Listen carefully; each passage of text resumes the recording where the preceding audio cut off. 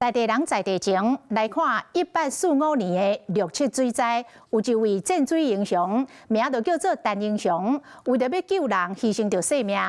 雲林縣政府將要打造一尊7米懸的戰水英雄，今年的9月就會完工。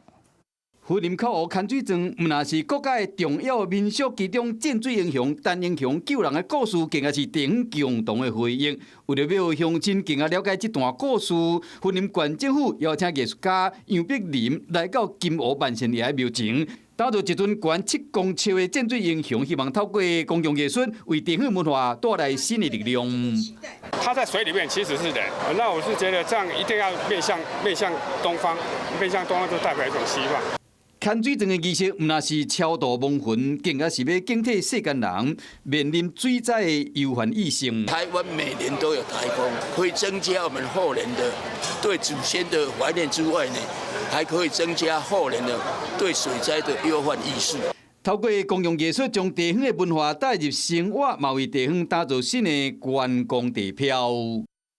Hello， 我是林仙怡。想要搶先掌握最及時的新聞資訊嗎？趕快訂閱、按讚、開啟小鈴鐺，鎖定華視新聞 YouTube 頻道。